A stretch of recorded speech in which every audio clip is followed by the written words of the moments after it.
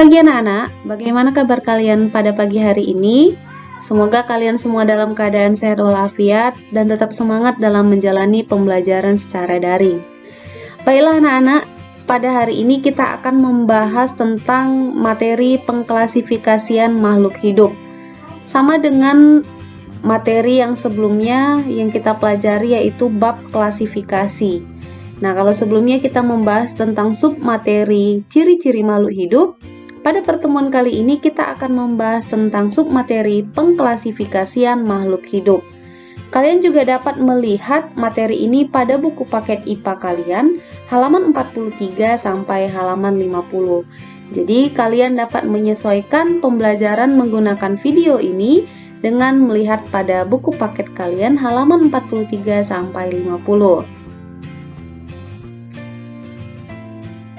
Pernahkah kamu berbelanja ke supermarket?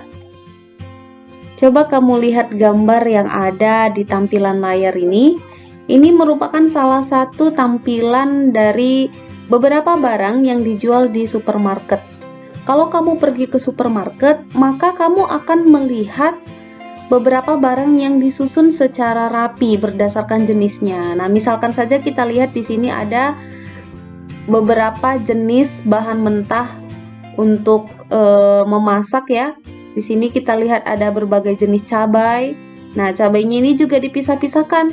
Ada cabai hijau, ada cabai merah, kemudian ada juga cabai rawit, kemudian ada cabai jenis lain. Kemudian di sini ada bahan rempah-rempah. Kemudian di sini ada beberapa jenis sayur-sayuran. Di sini ada beberapa jenis buah-buahan. Nah, menurut kalian, apakah tujuan dari penyusunan barang-barang yang ada di supermarket tersebut berdasarkan jenisnya? Ya, tentunya penyusunan ini bertujuan agar memudahkan pelanggan untuk membeli barang-barang yang dibutuhkannya ketika sedang berbelanja di supermarket tersebut. Coba kalian bayangkan, apabila barang-barang yang ada di supermarket disusun secara berantakan atau tidak berdasarkan jenisnya. Misalkan cabai bercampur dengan bawang, kemudian bercampur dengan jahe, bercampur juga dengan terong, dengan kentang. Apa yang terjadi? Maka para pembeli akan merasa kesulitan untuk mencari bahan-bahan yang dibutuhkannya, bukan? Ya, karena barang-barang tersebut bersatu dalam satu tempat atau satu wadah, sehingga itu akan membutuhkan waktu yang lama ketika seseorang berbelanja dan mencari kebutuhan yang diperlukannya. Jadi, penyusunan beberapa jenis bahan-bahan atau barang-barang yang dijual di supermarket itu sesuai dengan fungsinya untuk memudahkan pelanggan dalam berbelanja. Nah, kemudian apakah hubungannya penyusunan barang-barang yang ada di supermarket seperti pada gambar ini dengan pembelajaran kita pada pagi hari ini? Nah, kita lihat materi yang selanjutnya. Nah, di sini kita lihat ada pengertian klasifikasi makhluk hidup. Nah, jadi hubungan dari gambar yang kita lihat di supermarket tadi adalah tentang pengklasifikasian. Kalau tadi yang diklasifikasikan adalah barang-barang yang dijual di supermarket.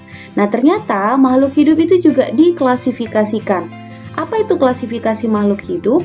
Klasifikasi makhluk hidup adalah pengelompokan makhluk hidup berdasarkan persamaan ciri-cirinya. Jadi, karena begitu banyak jenis makhluk hidup yang hidup di bumi, maka makhluk hidup tersebut harus dikelompokkan berdasarkan persamaan cirinya. Apa sajakah tujuan dari pengklasifikasian makhluk hidup? Tujuannya yaitu untuk mempermudah dalam mempelajari dan mengenal makhluk hidup. Jadi agar kita lebih mudah memahami dalam proses pembelajaran, maka kita harus mengelompokkan atau mengklasifikasikan makhluk hidup tersebut. Nah, cabang ilmu biologi yang mempelajari tentang klasifikasi makhluk hidup adalah taksonomi. Jadi karena proses pengklasifikasian makhluk hidup ini memerlukan ilmu yang begitu luas, maka dimasukkanlah dia ke dalam satu cabang ilmu biologi, yaitu namanya adalah taksonomi. Jadi taksonomi ini merupakan salah satu cabang dari ilmu biologi. Jadi ilmu biologi itu memiliki cabang, Nak, banyak cabang-cabangnya. Salah satunya adalah taksonomi yang mempelajari tentang klasifikasi makhluk hidup. Sekarang kita masuk ke bagian yang pertama, yaitu tujuan pengklasifikasian makhluk hidup. Kalau tadi sudah dibahas sedikit tentang tujuan dari pengklasifikasian makhluk hidup, ini merupakan beberapa tujuan khusus dalam proses pengklasifikasian makhluk hidup. Nah, jadi tujuan yang pertama yaitu mengelompokkan makhluk hidup berdasarkan persamaan dan perbedaan ciri-cirinya. Tujuan yang kedua yaitu untuk mendeskripsikan ciri-ciri suatu jenis makhluk hidup dan membedakannya dengan makhluk hidup jenis lainnya. Tujuan yang ketiga yaitu untuk mengetahui hubungan kekerabatan antar makhluk hidup. Nah, di sini maksudnya supaya kita mengetahui sejauh mana persamaan antara makhluk hidup yang satu dengan makhluk hidup yang lain. Semakin banyak persamaannya, maka semakin dekat pula hubungan kekerabatan suatu makhluk hidup. Tujuan yang keempat yaitu untuk memberi nama makhluk hidup yang belum diketahui namanya. Nah, jadi tujuan pengklasifikasian makhluk hidup ini tadi tambahannya ada 4 yang harus kalian ketahui. Bagian yang kedua yaitu dasar-dasar klasifikasi. Nah, dasar-dasar klasifikasi maksudnya proses pengklasifikasian itu dilakukan berdasarkan apa? Bagaimana cara mengelompokkan atau mengklasifikasikan suatu makhluk hidup? Nah, cara yang dilakukan untuk mengelompokkan suatu makhluk hidup yang pertama yaitu berdasarkan persamaan dan perbedaan yang dimilikinya. Jadi, makhluk hidup tadi dikelompokkan berdasarkan apa-apa sajakah persamaan antara yang satu dengan yang lain. Kemudian, dasar yang kedua yaitu berdasarkan ciri bentuk tubuh atau disebut dengan morfologi. Nah, bentuk tubuh itu disebut dengan morfologi. Nah, misalkan warna kulit, kemudian ukuran tubuh. Nah, itu semua termasuk ke dalam morfologi, bentuk luar tubuh. Dan alat dalam tubuh. Alat dalam tubuh itu adalah anatomi. Bagian dalam tubuh manusia atau hewan atau tumbuhan itu merupakan bagian anatomi, sedangkan bagian luarnya tadi morfologi. Jadi, dasar yang kedua yaitu berdasarkan ciri bentuk tubuh, baik bentuk tubuh luar atau morfologi ataupun bentuk tubuh dalamnya atau anatominya. Dasar yang ketiga yaitu berdasarkan manfaatnya, ukuran, tempat hidup, dan cara hidupnya. Jadi, proses pengklasifikasian makhluk hidup didasarkan berdasarkan ini. Persamaan dan perbedaannya, morfologi dan anatomi, kemudian manfaat, ukuran, tempat hidup, dan cara hidupnya. Nah, jadi inilah yang merupakan dasar dari proses pengklasifikasian atau pengelompokan makhluk hidup. Ilmu klasifikasi makhluk hidup mulai berkembang ketika seorang ahli biologi asal Swedia bernama Carlos Linnaeus mengelompokkan makhluk hidup menjadi 2 kelompok, yaitu kelompok Animalia dan kelompok Plantae. Jadi, orang yang pertama kali mengelompokkan makhluk hidup adalah seorang ilmuwan yang namanya Carlos Linnaeus. Jadi, Carlos Linnaeus ini disebut juga dengan Bapak Taksonomi. Apa itu taksonomi? Yang tadi di awal sudah Miss jelaskan, yaitu salah satu cabang ilmu biologi yang mempelajari tentang klasifikasi makhluk hidup. Nah, inilah orang yang pertama kali mencetuskan atau mengelompokkan makhluk hidup sehingga dia disebut sebagai Bapak Taksonomi. Jadi awalnya Carlos Linnaeus ini mengelompokkan makhluk hidup menjadi 2 kelompok. Yang pertama yaitu adalah kelompok hewan atau Animalia, dan yang kedua adalah kelompok tumbuhan atau disebut dengan Plantae. Nah, jadi ini membacanya Plantae ya, Nak, bukan Plantae. Yang pertama hewan atau Animalia, yang kedua tumbuhan atau plante. Bagaimana cara pengelompokannya? Nah, secara sederhana dikelompokkan berdasarkan cara bergeraknya.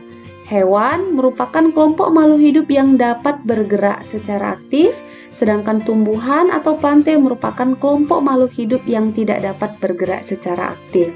Nah, inilah proses pengklasifikasian makhluk hidup yang paling dasar, yaitu dilakukan oleh Carlos Linnaeus. Nah, selanjutnya, dua kelompok ini tadi disebut dengan kingdom atau kerajaan. Kemudian, Linnaeus membaginya lagi menjadi tingkatan yang lebih kecil yang disebut dengan takson. Nah, jadi ini tadi merupakan bagian yang besarnya, yang disebut dengan kingdom. Sedangkan bagian-bagian yang lebih kecil lagi ada. Nah, disebut dengan tingkatan takson. Jadi tidak hanya kingdom, dia dibagi lagi menjadi tingkatan-tingkatan yang lebih kecil yang disebut dengan takson.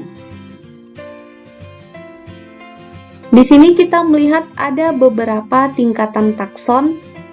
Ada 7 tingkatan takson secara umum yang digunakan untuk pengelompokan makhluk hidup. Yang pertama ada kingdom, sama dengan kerajaan.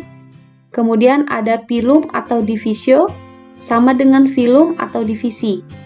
Nah, phylum atau phylum digunakan untuk mengklasifikasikan hewan, sedangkan divisio atau divisi digunakan untuk mengklasifikasikan tumbuhan.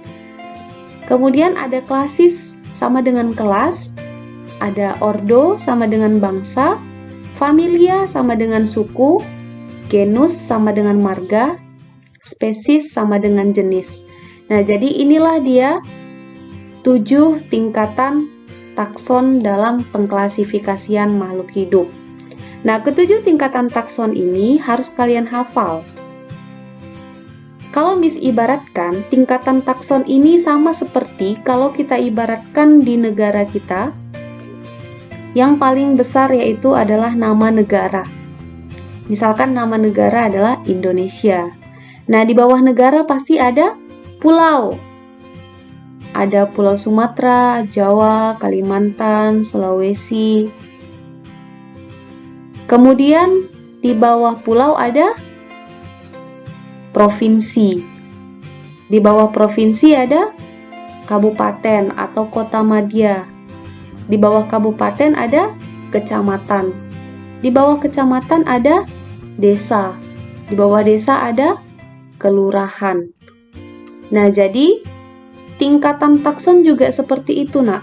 Ini merupakan tingkatan yang paling luas, yaitu kerajaan. Yang kita ibaratkan tadi seperti suatu negara. Kemudian ini tingkatan yang lebih kecil lagi, yaitu pulau-pulau. Kemudian yang lebih kecil lagi, yaitu provinsi-provinsi. Lebih kecil lagi, kota madya atau kabupaten. Yang lebih kecil lagi, ada kecamatan. Yang lebih kecil lagi, ada desa-desa. Yang lebih kecil lagi, ada kelurahan. Nah, itulah contoh dari takson-takson ini jika kita ibaratkan seperti suatu negara. Semakin banyak persamaan makhluk hidup, maka tingkat taksonnya akan semakin rendah ke bawah. Sedangkan semakin sedikit persamaan makhluk hidup, maka tingkat taksonnya akan semakin tinggi ke atas. Nah, maksudnya bagaimana? Jika ada suatu makhluk hidup, ada 2 makhluk hidup, yang satu genus atau satu marga. Dan ada 2 makhluk hidup lain yang satu klasis atau satu kelas. Nah, ini kita katakan ada makhluk hidup A dengan makhluk hidup B. Katakan ada makhluk hidup A dan makhluk hidup B. Kemudian ini ada makhluk hidup C, kemudian ada makhluk hidup D. Nah, jika kita lihat makhluk hidup C dan D, dia tingkat kekerabatannya sama sampai tingkat kelas atau klasis. Sedangkan makhluk hidup A dan B, dia kekerabatannya sampai ke tingkat genus atau marga. Kira-kira makhluk hidup yang manakah yang memiliki persamaan yang lebih banyak? Apakah C dan D atau A dan B? Maka jawabannya yang memiliki persamaan lebih banyak adalah makhluk hidup A dan B. Kenapa? Karena tadi semakin ke bawah maka persamaannya semakin banyak, sedangkan semakin ke atas persamaannya semakin sedikit. Selanjutnya Miss buat contoh yang kedua. Nah, contoh yang kedua Miss buat ada 3 jenis makhluk hidup. Makhluk hidupnya ada makhluk hidup A, B, dan C. Ini makhluk hidup A dan B, mereka itu sama sampai tingkat ordo atau bangsa. Makhluk hidup A dan B, mereka itu satu ordo atau satu bangsa. Sedangkan makhluk hidup A dan makhluk hidup C, mereka ini satu spesies atau satu jenis. Nah, menurut kalian, manakah tingkat kekerabatan makhluk hidup ini yang paling dekat? Apakah A dengan B atau A dengan C? Jawaban yang benar adalah ya, A dengan C. Kenapa? Karena semakin ke bawah persamaannya semakin banyak, sedangkan semakin ke atas persamaannya semakin sedikit. Amati tanda panahnya. Oke, ini tanda panah ke bawah, semakin banyak persamaannya. Ini tanda panah ke atas, semakin sedikit persamaannya. Oke, dari 2 contoh tersebut, Miss harap kalian paham tentang takson-takson dalam klasifikasi makhluk hidup. Nah, selanjutnya, apa sajakah kriteria klasifikasi tumbuhan? Nah, ini maksudnya suatu tumbuhan dengan tumbuhan yang lainnya itu diklasifikasikan atau dikelompokkan berdasarkan apa saja.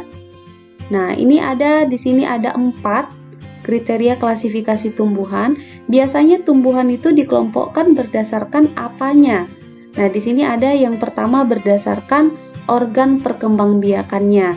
Nah, jadi tumbuhan itu apakah dia berkembang biak dengan spora atau berkembang biak dengan bunga.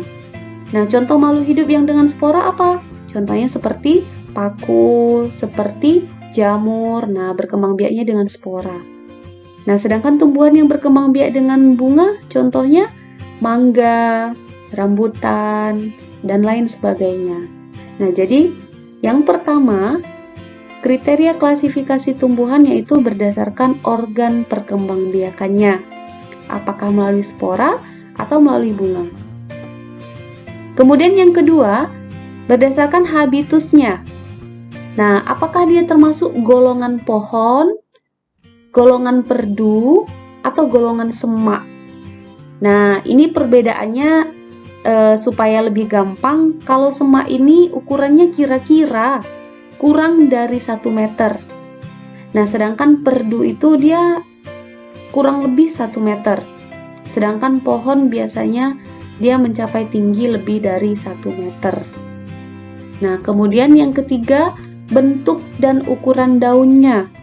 Nah, tentunya kalian pernah melihat tumbuhan. Bentuk daunnya berbeda-beda. Ada yang berbentuk seperti hati, ada yang berbentuk seperti ginjal, ada berbentuk seperti pita, dan lain sebagainya. Ukurannya juga bervariasi, ada yang ukurannya kecil, ada yang sedang, ada yang besar. Kemudian kriteria yang keempat yaitu cara perkembangbiakannya. Cara berkembang biak tumbuhan tersebut apakah secara generatif atau secara vegetatif. Generatif ini merupakan perkembangbiakan secara kawin, sedangkan vegetatif adalah perkembangbiakan secara tidak kawin. Selanjutnya, kriteria klasifikasi hewan. Nah, tentunya berbeda cara mengklasifikasikan tumbuhan dengan hewan, karena ciri-cirinya juga sudah pasti berbeda. Nah, apa sajakah yang menjadi dasar atau kriteria pengklasifikasian hewan? Yang pertama itu adalah saluran pencernaan makanannya. Nah, kenapa harus saluran pencernaan makanan?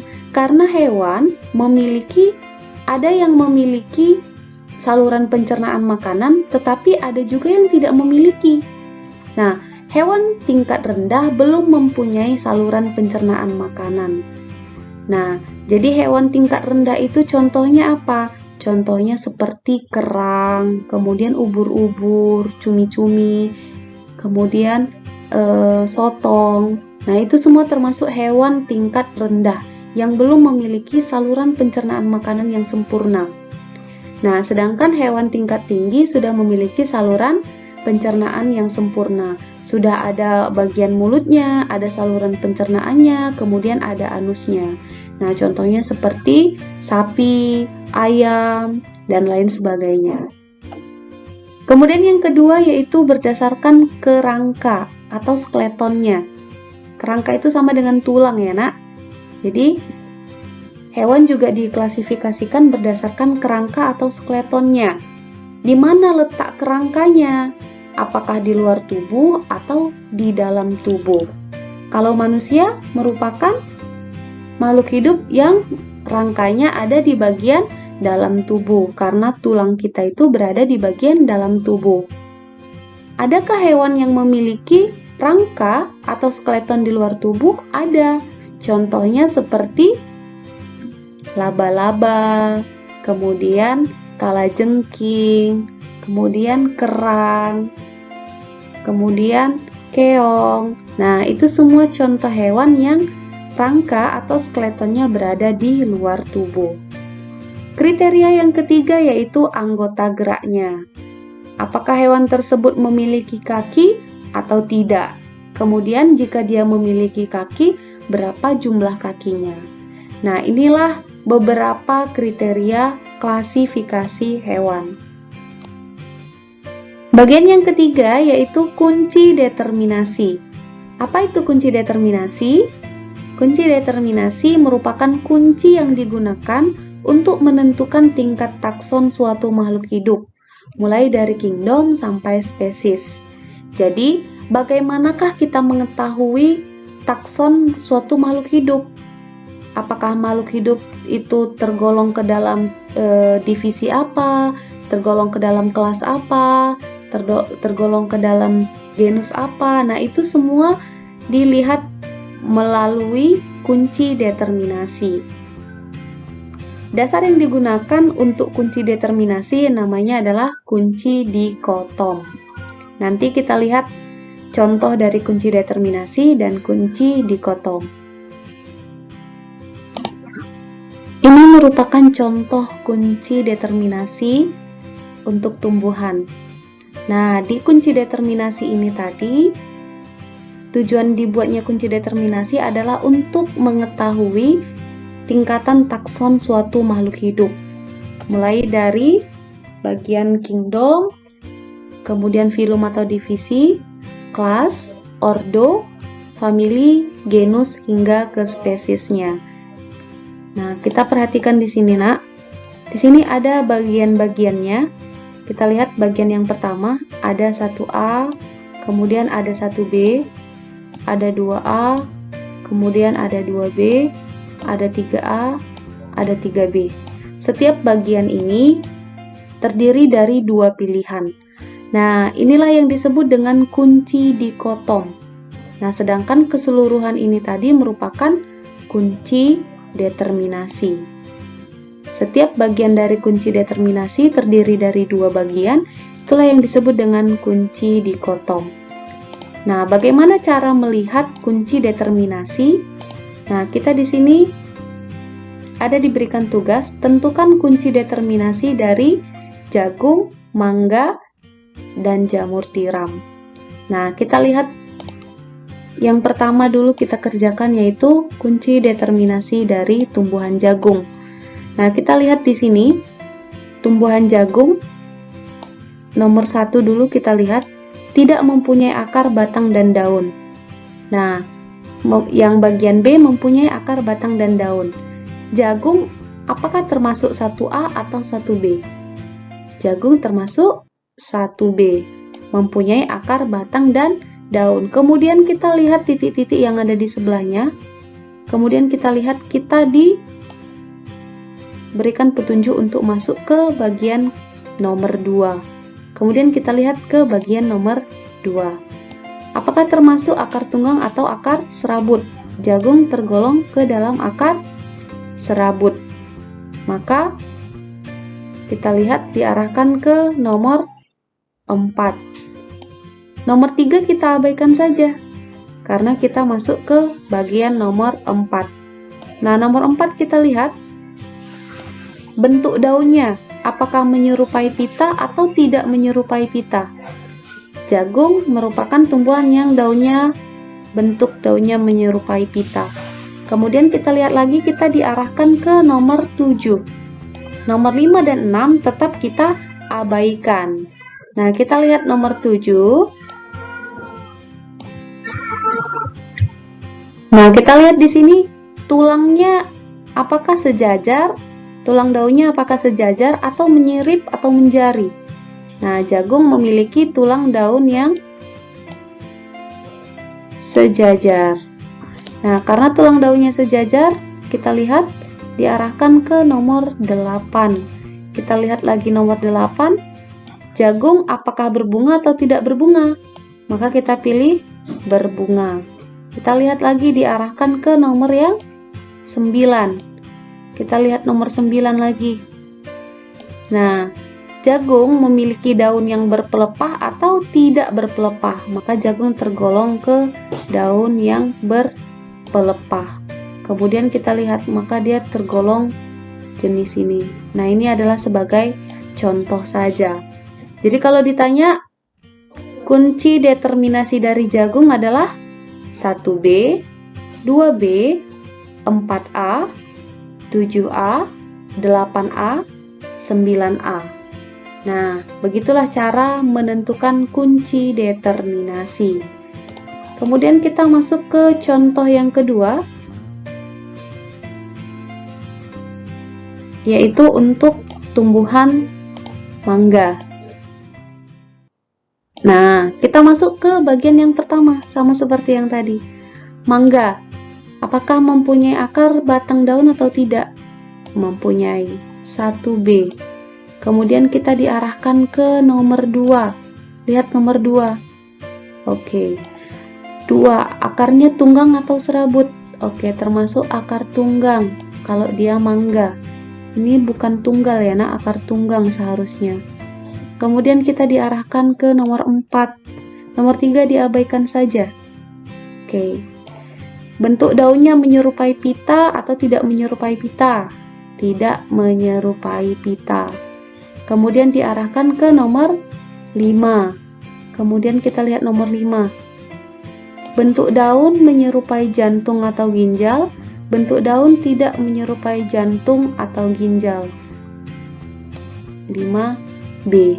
Kemudian kita lihat diarahkan ke nomor 8. Berbunga atau tidak berbunga? Mangga merupakan tumbuhan yang berbunga. Kita lihat nomor 9.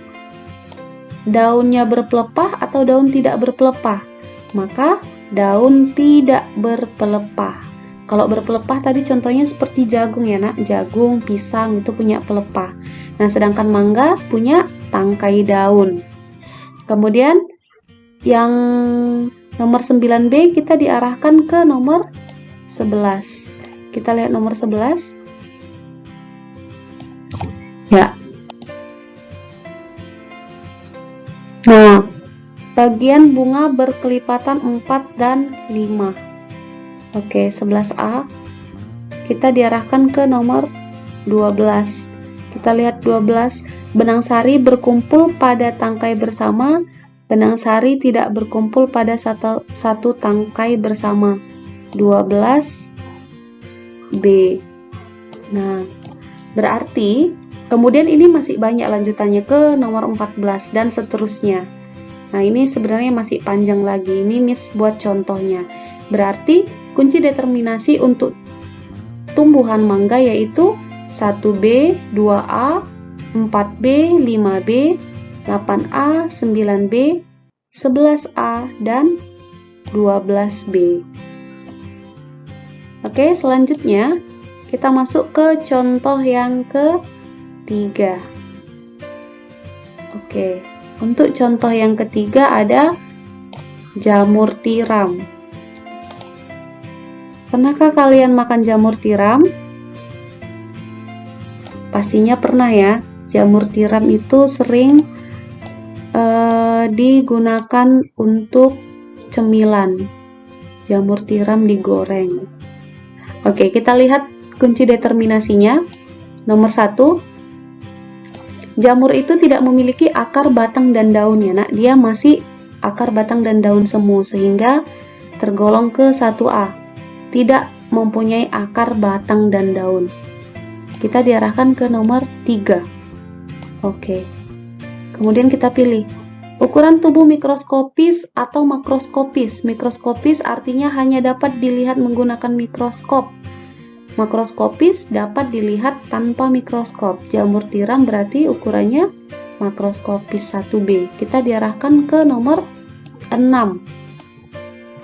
Oke, warna hijau, biru kehijauan, abu-abu hijau. Ini warna putih, coklat, atau abu-abu kuning. Nah, jamur tiram itu berwarna putih ya. 1B. Kemudian, oke. Nah, dia seperti ini. Kunci determinasinya adalah 1A, kemudian 3B, kemudian 6B. Nah, jadi apa sih sebenarnya fungsinya ini tadi, Miss? 1A, 3B, 6B. Nah, itu untuk menentukan tingkatan takson makhluk hidup tersebut. Nah, ini misalkan tingkatan taksonnya. Berarti jamur itu tergolong, jamur tiram ini tadi tergolong dia ke bagian jamur. Dia kingdom jamur. Jamur itu sering juga disebut dengan kingdom fungi. Nah, sebetulnya hasil yang paling akhirnya itu ketika kita mendapatkan kata-kata di ujungnya. Nah, seperti ini. Nah, itulah tingkatan taksonnya. Tingkatan takson bagian kingdomnya. Ini kingdomnya jamur. Kalau untuk menentukan divisi atau filumnya, ada lagi kunci determinasi untuk filumnya. Kalau misalkan menentukan ordonya, ada lagi kunci determinasi untuk menentukan ordonya. Sampai kita menemukan nama dari suatu makhluk hidup tersebut, sampai ke tingkat spesies. Jadi ini adalah cara untuk menentukan tingkatan takson suatu makhluk hidup menggunakan kunci determinasi. Ini tadi contoh kunci determinasi. Nah, berikutnya di sini juga ada kunci determinasi, tetapi kunci determinasi itu adalah pada kunci determinasinya pada hewan. Kita lihat di sini, tentukan kunci determinasi ayam, sapi, dan ikan mas. Oke, kita lihat pertama dulu yaitu ayam. Kita lihat ayam tergolong ke dalam makhluk hidup bertulang belakang atau tidak bertulang belakang? Bertulang belakang atau vertebrata. Diarahkan ke nomor 2. Oke, berdarah panas atau berdarah dingin? Ayam tergolong makhluk hidup berdarah panas. Kalau berdarah panas artinya suhu tubuhnya tetap ya nak. Sedangkan kalau berdarah dingin, dia suhu tubuhnya tidak tetap, tergantung suhu lingkungannya. Seperti ikan, itu termasuk berdarah dingin. Kemudian berdarah panas kita diarahkan ke nomor 3. Penutup tubuh berupa rambut, penutup tubuh bukan berupa rambut. Berarti kita masuk ke nomor 3A. Karena penutup tubuhnya bukan rambut tetapi bulu, ya. Kemudian diarahkan ke nomor 4. Memiliki anggota gerak yang fungsinya sama, memiliki anggota gerak yang fungsinya tidak sama. Masuk ke dalam 4B. Anggota geraknya ada berupa kaki, kemudian ada sayap juga sebagai anggota gerak. Kita diarahkan ke nomor 9. Nah, nomor 9-nya kepotong. Dan sampai seterusnya. Ini hanya contohnya saja. Kan Miss bilang tadi dia kunci determinasinya itu panjang sampai kita temukan nanti nama tingkatan taksonnya yang ada di samping-samping ini tadi. Nah, jadi ayam kunci determinasinya adalah 1A, 2A, 3A, 4B. Oke, selanjutnya kita menentukan kunci determinasi dari sapi. Sapi tergolong makhluk hidup bertulang belakang. 1A. Setelah 1A ke nomor 2. Berdarah panas, berdarah dingin, berdarah panas. Kemudian ke nomor 3. Penutup tubuh berupa rambut atau bukan rambut, berupa rambut. Ke nomor 4. Memiliki anggota gerak yang fungsinya sama. Ya, anggota gerak fungsinya sama. Ke nomor 8. Ya, nomor 8-nya tidak ada ya, terpotong ke bawah. Ini contohnya saja sampai nomor 7. Berarti kunci determinasi untuk sapi adalah 1A, 2A, 3A, dan 4A. Nah, itulah dia kunci determinasi untuk sapi. Selanjutnya kunci determinasi untuk ikan mas.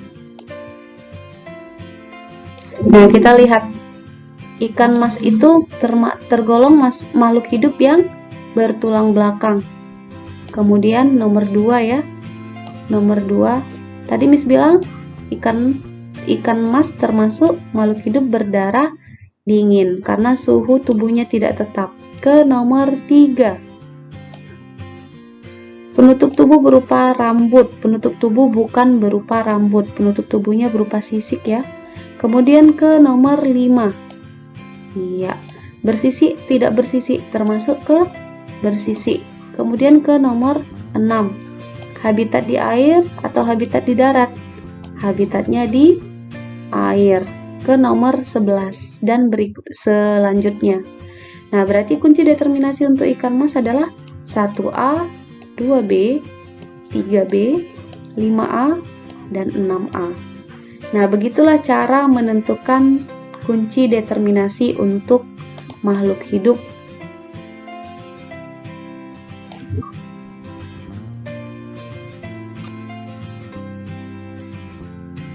Nah, di sini ada contoh kunci determinasi untuk hewan. Oke, Miss berikan kalian kesempatan untuk berpikir sebelum akhirnya nanti Miss jawab. Kita kerjakan sama-sama. Tentukan kunci determinasi dari ketiga jenis hewan ini. Nah, ini merupakan contoh kunci determinasi untuk menentukan kelas. Jadi dari kunci determinasi ini kita bisa mengetahui kelas suatu makhluk hidup. Menentukan kelas ya, Nak.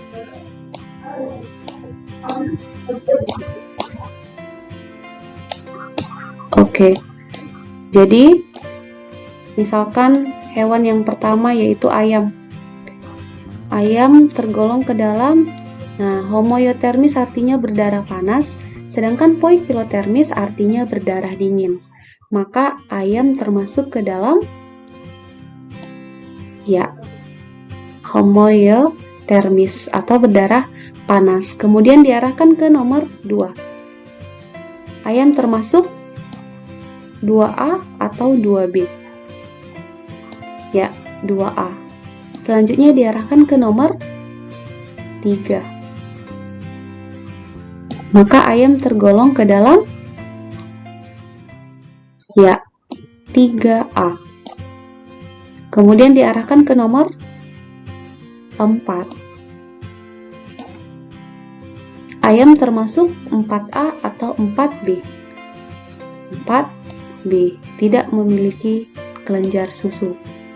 Nah, setelah itu kita diarahkan ke B. Maka ayam tergolong ke dalam kelas Aves. Kunci determinasinya yaitu 1A, 2A, 3A, 4A. Dan ayam tergolong ke dalam kelas Aves. Begitulah cara menentukan tingkatan takson suatu makhluk hidup. Dia termasuk ke dalam tingkatan takson yang mana. Berikutnya,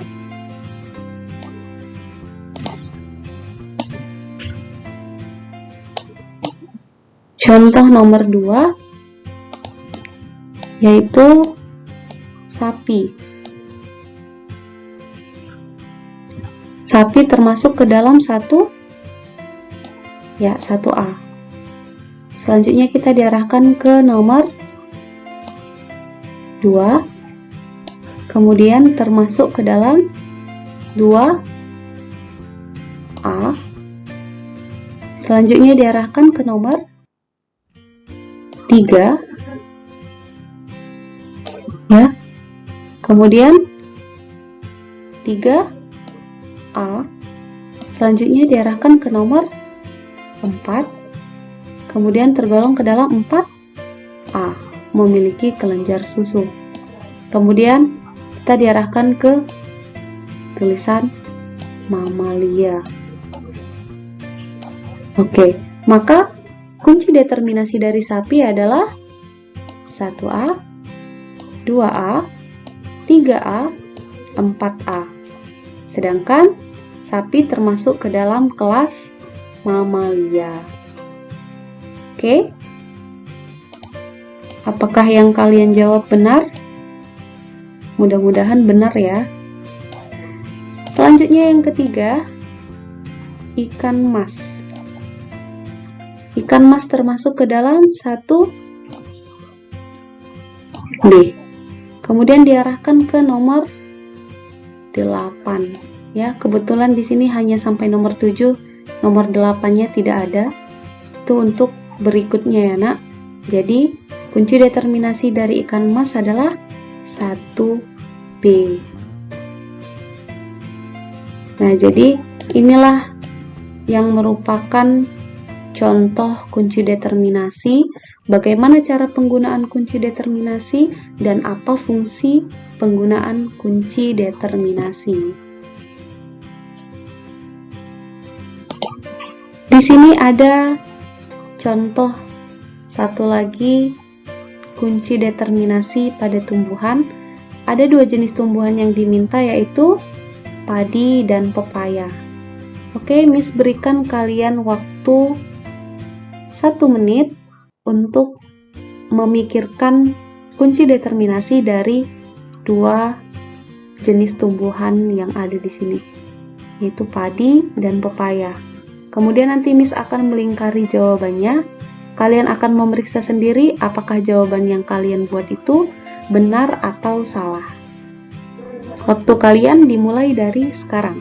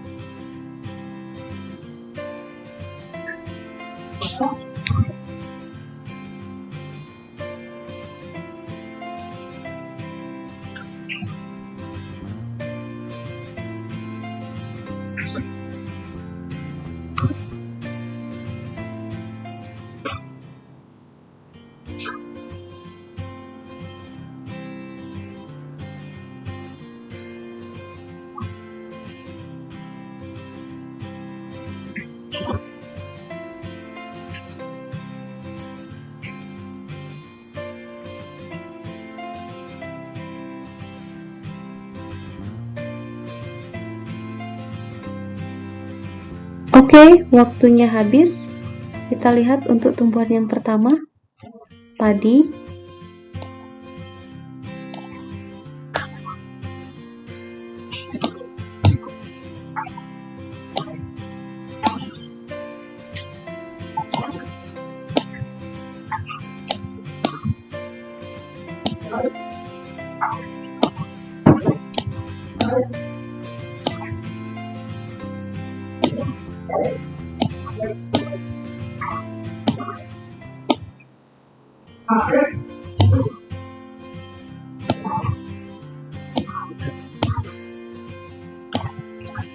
Oke, ini adalah kunci determinasi dari padi.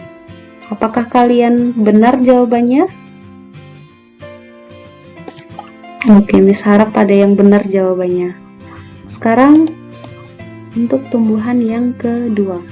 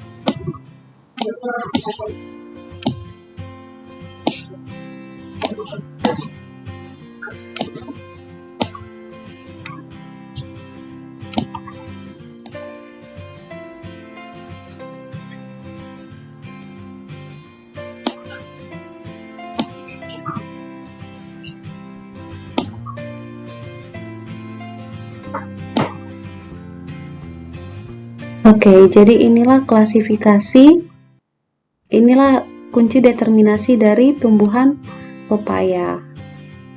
Mudah-mudahan dengan beberapa contoh yang udah disajikan, kalian dapat mengerti tentang penggunaan kunci determinasi dan apa manfaat kunci determinasi dalam menentukan tingkatan takson suatu makhluk hidup.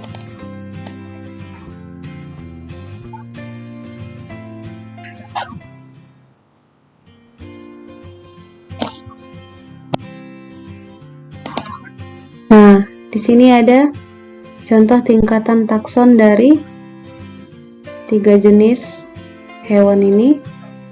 Kalian pikirkan termasuk ke dalam kunci determinasi yang manakah ketiga jenis hewan berikut ini.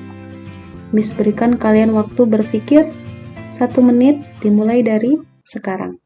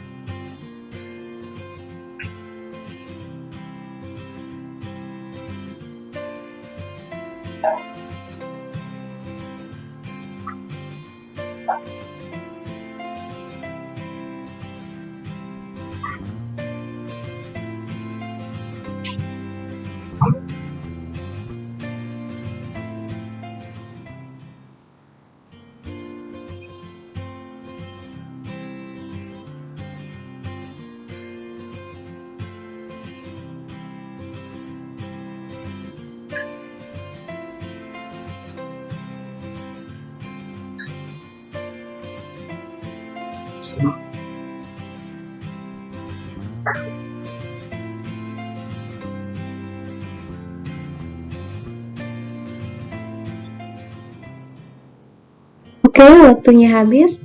Sekarang kalian tentukan apakah jawaban yang kalian jawab sudah benar. Untuk hewan yang pertama, ikan nila.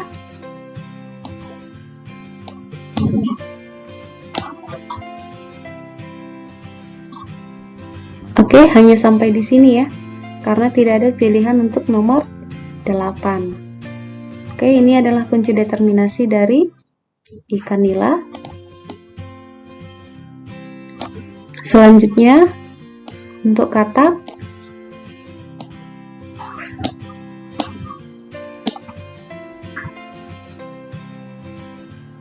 Sama, tidak ada pilihan untuk nomor 8. Jadi kunci determinasinya adalah 1B. Berikutnya adalah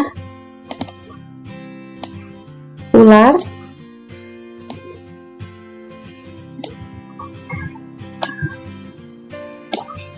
Oke, sama juga kunci determinasinya tidak ada sampai angka 8 ya, terpotong sampai angka 7, maka hanya termasuk ke dalam 1B saja. Nah, jadi itulah beberapa latihan atau contoh dari kunci determinasi yang sudah kalian kerjakan. Mudah-mudahan kalian dapat mengerti dan dapat mengerjakan soal dengan baik apabila ada soal yang muncul tentang menentukan kunci determinasi, baik untuk hewan maupun untuk tumbuhan. Bagian yang keempat yaitu penamaan organisme. Jadi, dalam biologi, makhluk hidup itu diberikan nama. Namanya itu disebut dengan nama ilmiah. Jadi, pemberian nama ilmiah itu untuk menyeragamkan nama suatu makhluk hidup. Nah, misalkan saja, kalau suatu makhluk hidup di suatu daerah memiliki nama yang berbeda-beda. Contohnya saja seperti daun ubi. Ada orang yang menamainya dengan daun ubi, ada pula dengan daun singkong, dan lain sebagainya. Dalam suatu negara saja, misalkan Indonesia, dalam daerah yang berbeda-beda memiliki nama yang berbeda-beda pula. Apalagi di negara lain, tentunya pasti berbeda juga. Jadi untuk menyeragamkannya, maka diberikanlah nama ilmiah. Nah, pemberian nama ilmiah ini harus sesuai dengan sistem tata nama ganda.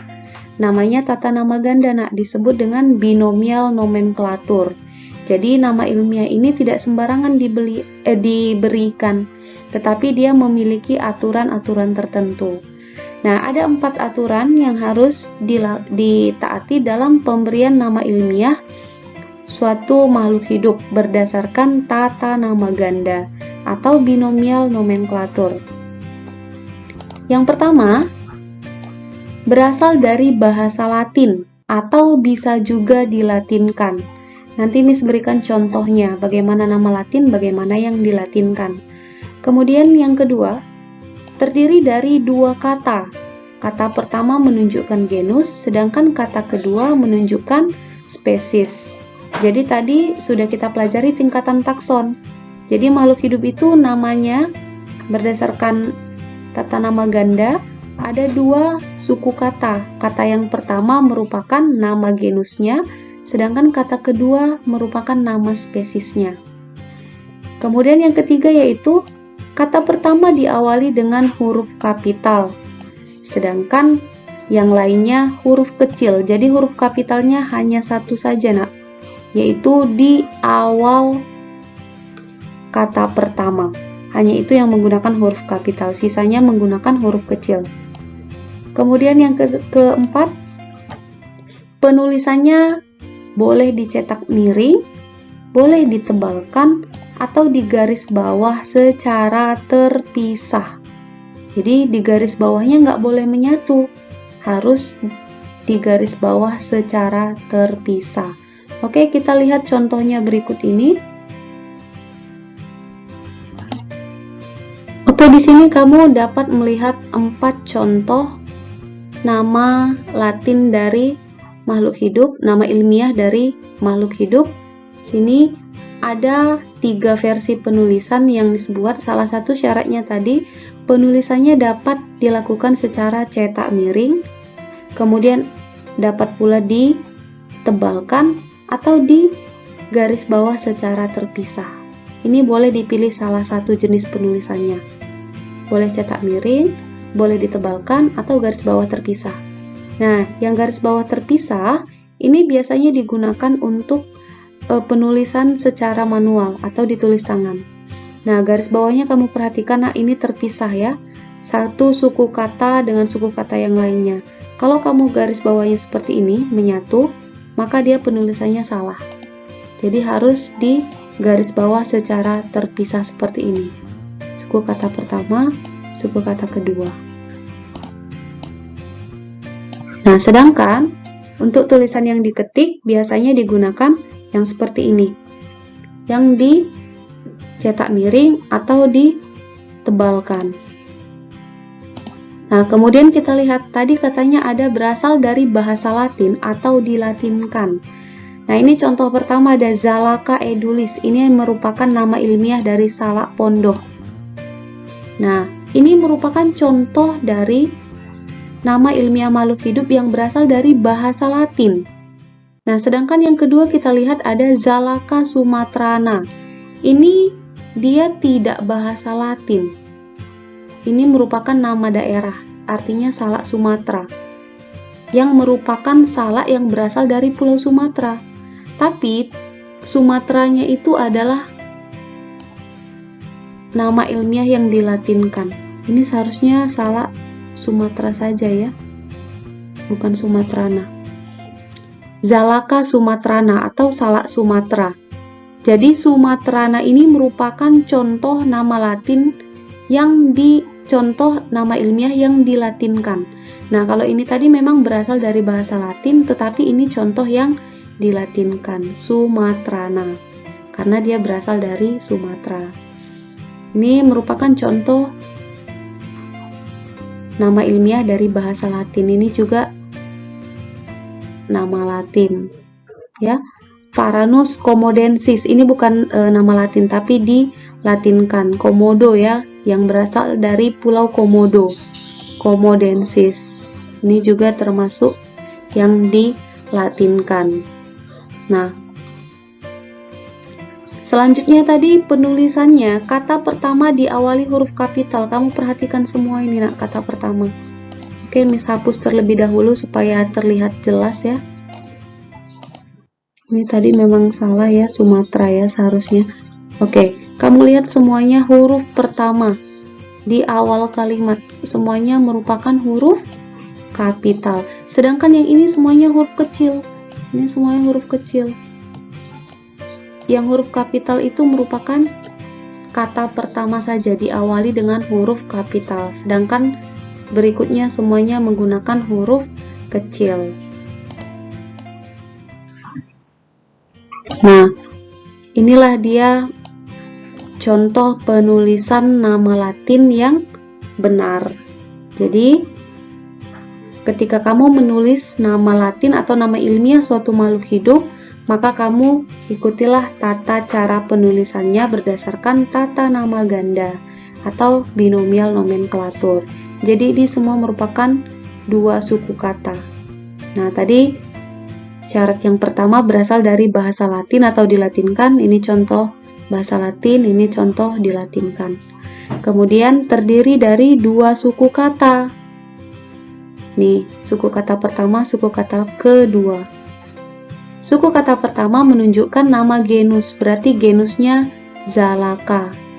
Suku kata kedua menunjukkan spesies ya, berarti Edulis. Nama spesiesnya adalah Edulis. Kemudian pada kata pertama diawali huruf kapital. Nah, kemudian yang keempat, penulisannya dapat dicetak miring, ditebalkan atau digaris bawah secara terpisah. Jangan lupa ya, ada 4 tata cara penulisan nama ilmiah suatu makhluk hidup. Nah, di sini kamu dapat melihat beberapa penulisan nama Latin. Perhatikan penulisan nama Latin berikut ini, manakah penulisan yang benar? Kita lihat yang pertama, Elephas maximus atau gajah. Apakah ini benar atau salah? Oke, benar. Kemudian yang kedua, Felis tigris atau harimau. Penulisannya benar atau salah? Ya, salah. Di mana letak salahnya? Ya, ini garis bawahnya tidak terpisah, harusnya terpisah. Kemudian yang ketiga, Varanus komodensis atau komodo. Penulisannya benar ya. Kemudian yang keempat ada Rhinoceros sondaicus atau badak. Penulisannya oke, benar juga. Dia sudah ditebalkan. Kemudian yang keempat, Oryza sativa atau padi. Salah. Di mana letak salahnya? Ya. Kata kedua menggunakan huruf kapital. Harusnya huruf kecil. Oke. Yang keenam, Solanum tuberosum atau kentang. Penulisannya salah juga. Di mana letak salahnya? Ya, kata pertama tidak diawali huruf kapital. Kemudian yang ketujuh, ya salah, karena huruf kedua dan ketiganya juga huruf kapital. Nah, jadi yang benar itu adalah yang bagian A, C, dan D. Selain itu, penulisannya salah. Oke, jangan lupa bagaimana tata cara penulisan nama Latin berdasarkan ketentuan penulisan tata nama ganda atau binomial nomenklatur. Demikianlah pembelajaran kita pada pagi hari ini. Mudah-mudahan apa yang disampaikan dapat bermanfaat bagi kalian, dapat kalian pahami, dan apabila muncul di dalam soal dapat kalian kerjakan dengan baik.